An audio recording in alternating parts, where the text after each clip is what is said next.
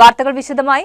ഭൂമിക്കടിയിലുള്ള വസ്തുക്കളും കണ്ടെത്തും. ജയിൽ സുരക്ഷയ്ക്കായി അത്യാധുനിക സാങ്കേതികവിദ്യ പ്രയോജനപ്പെടുത്തിയ ഡ്രോൺ തൃശൂർ സെൻട്രൽ ജയിലിൽ പറന്നുയർന്നു. ആഭ്യന്തരമന്ത്രി രമേശ് ചെന്നിത്തല ട്രയൽ റൺ പരിശോധിച്ച് വിലയിരുത്തി. സംവിധാനം രാജ്യത്ത് ആദ്യമായി വിയ്യൂർ സെൻട്രൽ ജയിലിൽ. സംസ്ഥാനത്തെ ജയിൽ സുരക്ഷയിൽ സാങ്കേതിക വിപ്ലവത്തിന് തുടക്കം. വിയ്യൂർ സെൻട്രൽ ജയിലിൽ ഡ്രോൺ സംവിധാനത്തിന്റെ ട്രയൽ റൺ ആഭ്യന്തരമന്ത്രി രമേശ് ചെന്നിത്തല വിലയിരുത്തി. ഇത് ജയിലിൽ വളരെ പ്രയോജനം ചെയ്യുന്ന ഒന്നാണ്.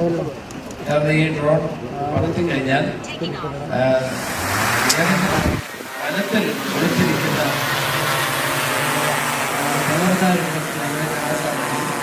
ഭൂമിക്കടിയിൽ കുഴിച്ചിട്ടിരിക്കുന്ന വസ്തുവകൾ കണ്ടെത്താൻ കഴിയും. അതുപോലെ തന്നെ മൂവ്മെന്റ്, എല്ലാ മൂവ്മെന്റുകളെയും ശ്രദ്ധിക്കാൻ കഴിയും. ജയിലിനകത്തും പുറത്തും മതിലിന് പുറത്തുള്ള മൂവ്മെന്റുകൾ, മതിലിനകത്തുള്ള മൂവ്മെന്റ് എല്ലാം കണ്ടെത്താൻ കഴിയും.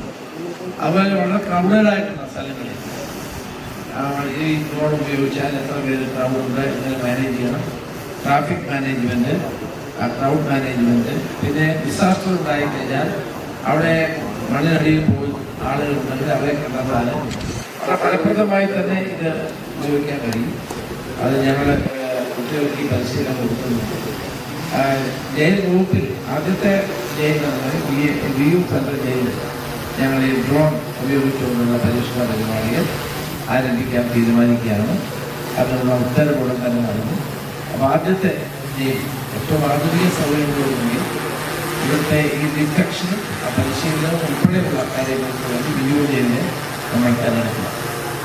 കേരള ജയിൽ വകുപ്പിൽ ആധുനിക സാങ്കേതികവിദ്യ പ്രയോജനപ്പെടുത്തി ജയിൽ സുരക്ഷ കൂടുതൽ ശക്തിപ്പെടുത്തുന്നതിനുള്ള നടപടികളുടെ ഭാഗമാണ് ഡ്രോൺ സർവെയിലൻസ് സംവിധാനം പരീക്ഷിച്ച് നടപ്പിലാക്കുന്നതെന്ന് ആഭ്യന്തരമന്ത്രി രമേശ് ചെന്നിത്തല പറഞ്ഞു.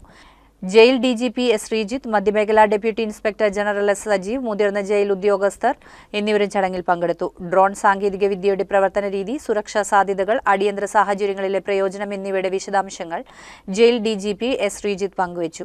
139 ഏക്കർ വിസ്തൃതിയിലുള്ള വിയ്യൂർ ജയിൽ കോംപ്ലക്സിൽ central jail, high security prison, വനിതാ ജയിൽ, ജില്ലാ ജയിൽ, സബ് ജയിൽ എന്നിവ പ്രവർത്തിക്കുന്നുണ്ട്. 1800 മുതൽ 2000 വരെ തടവുകാരെ പാർപ്പിക്കുന്ന കോംപ്ലക്സിന്റെ ചില ഭാഗങ്ങളിൽ ചുറ്റുമതിലുകളുടെ അഭാവം, മരങ്ങൾ നിറഞ്ഞ ഭൂപ്രകൃതി, ജീവനക്കാരുടെ പരിമിതമായ എണ്ണം എന്നിവ സുരക്ഷാ നിരീക്ഷണത്തിന് വെല്ലുവിളികൾ സൃഷ്ടിക്കുന്ന സാഹചര്യത്തിലാണ് ഡ്രോൺ സംവിധാനത്തിന് സാധ്യതകൾ പരിശോധിച്ചത്.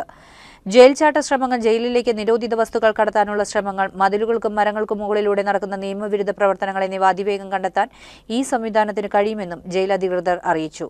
വിയ്യൂർ സെൻട്രൽ ജയിലിലെ പരീക്ഷണത്തിന് ശേഷം സംവിധാനം കേരളത്തിലെ മറ്റ് ജയിലുകളിലേക്കും വ്യാപിക്കും. രാജ്യത്ത് തന്നെ ആദ്യമായാണ് ഇത്തരമൊരു സങ്കേതമെന്നും മന്ത്രി പറഞ്ഞു. കേരളത്തിലെ ഏറ്റവും വലിയ ഷോപ്പിംഗ് ആഘോഷം ഇനി നിങ്ങളുടെ സ്വന്തം സീമാസിൽ. തൃശൂർ, അങ്കമാലി ഷോറൂമുകൾ ഇന്ന് തന്നെ സന്ദർശിക്കൂ.